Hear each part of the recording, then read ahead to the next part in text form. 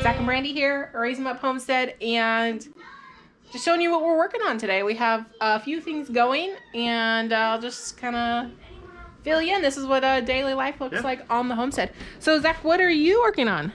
So I'm making dinner, making a steak soup, and then we are cooking our very first homegrown slab of bacon. So we've let it cure for about 2 weeks, and now we're cooking it to internal temp of 150, and then we can slice it up and put it away, and then start eating it. So what's for dinner?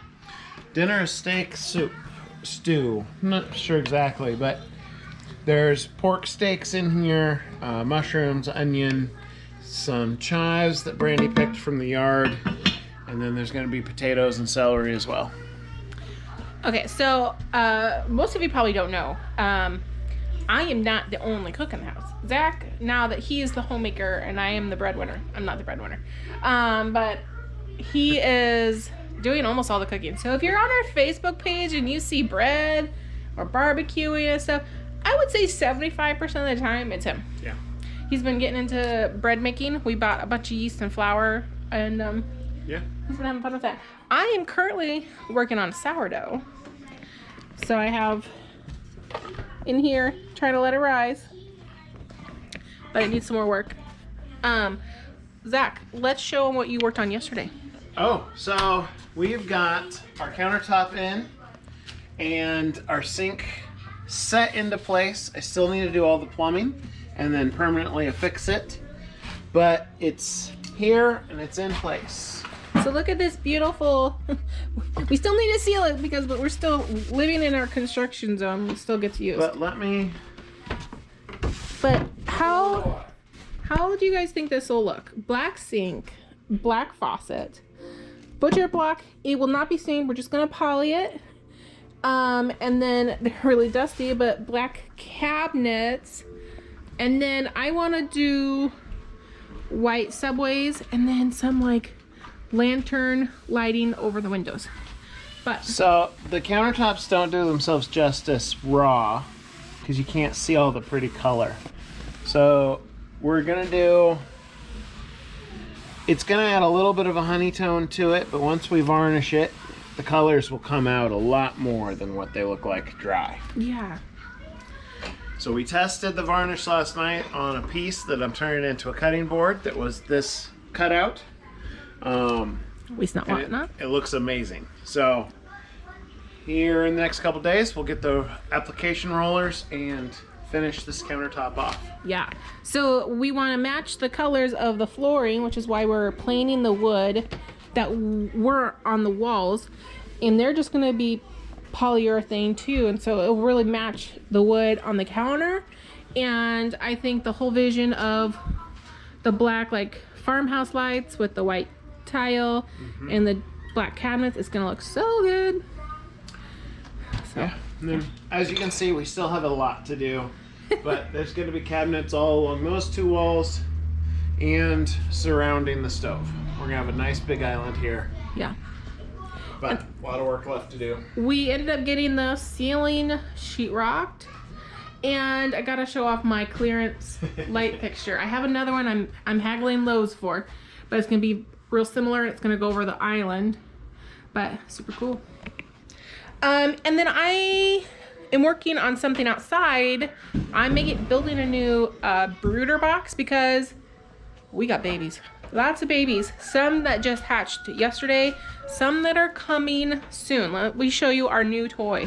So this incubator, our original incubator can hold 12 chicken eggs or 24 quail eggs.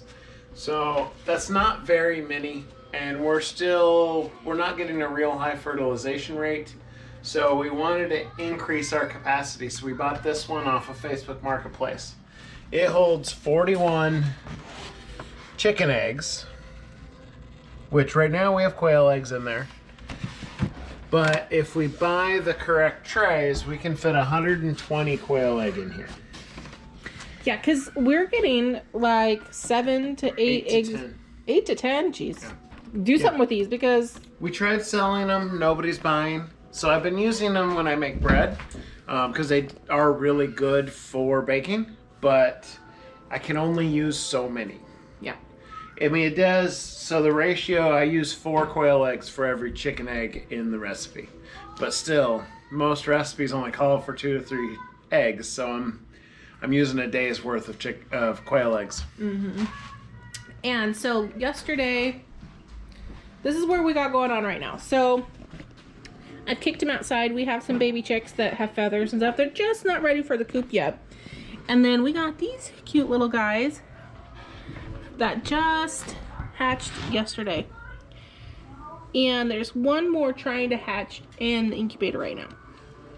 Plus a couple chickens. So because of the size difference between the baby chicks that I run around outside and those quail, I wanted to have a second brooder, especially if we're going to start doing multiple batches of babies. And yeah, see, like this guy right here is trying to hatch so bad. He's trying. He's close. And then another day or two, these chicken eggs should be hatching. Yeah, we got 3 chickens. 4. Oh, 3. No. Yeah, there's 3. So let me show you the brooder I am building. So since we don't live a lifestyle of the rich and famous, we like to reclaim stuff. Oh, here's those little babies. Here, I'll show you. Hey guys. Hi. Here they are. So yeah, there are a huge difference between those quail. Okay, let me show you my project. Okay, so this is the brooder I am making. So my thoughts on this were to be completely, can tear down, real easy to move. So it's going to have a lid with hardware cloth. The only things that were purchased for this were these 1x2s, and really they were purchased for something else. And I got these at Lowe's. They're like the not pretty kinds. They're like less than $2 for an 8-foot stick. So here's where the magic of this is. This brooder can be torn down. So we just took pieces of plywood left over from the house remodel and cut strips out right here and right there on all 4 sides so that we can then tear it down if we don't have anybody, or we can put it up real quick in case we need to. This here, the lid is all attached to this, and that will fold down with it. And then we can put the babies in here and have a light, and they will have plenty of room. And keep the predators away from them. So this is how I'm going to attach the hardware cloth, okay? I'm going to just trim it down a little more so that I'm going to trim it probably right here on this seam so that there's no piece sticking out.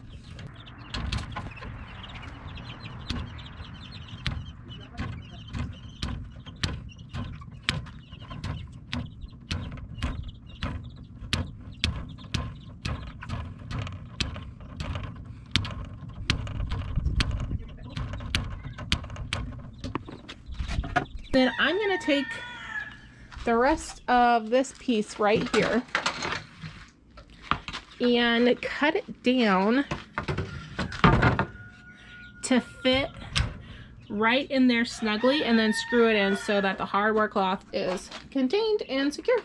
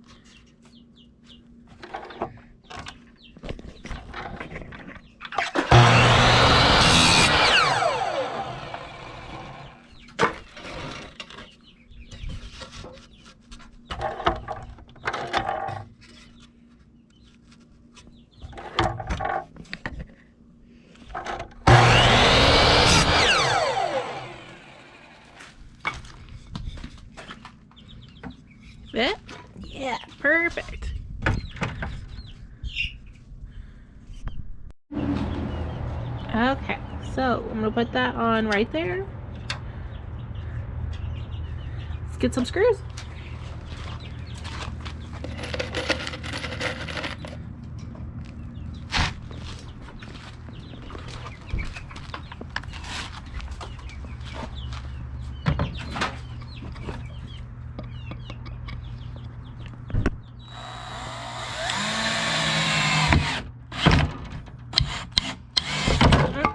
Oh guys, I think I was drilling into the metal there.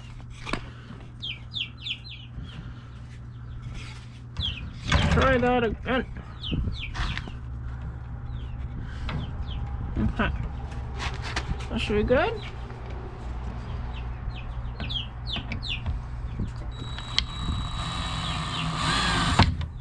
Let's get it started.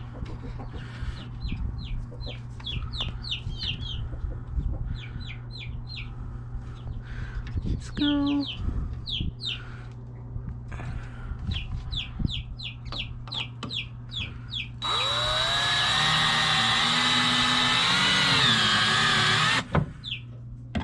I think I need some longer screws.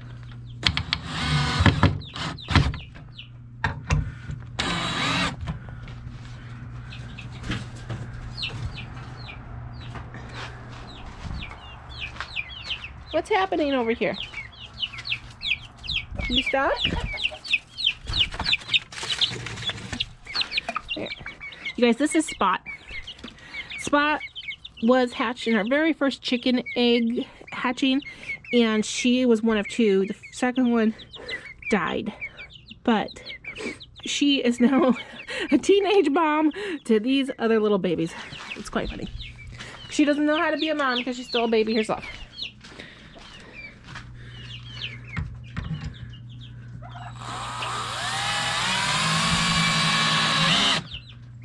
Okay, let's check its stability. Okay, good. So now I kind of want to find the stapler so I can then pull this taut and screw that down. Okay, so I got it on, and so now I kind of want this a little tighter. So I'm just going to grab some good old zip ties and just throw a couple in here. Because if something lands on top of this, let's say like a big chicken, I don't know if it would hold it or not. So let's just do this.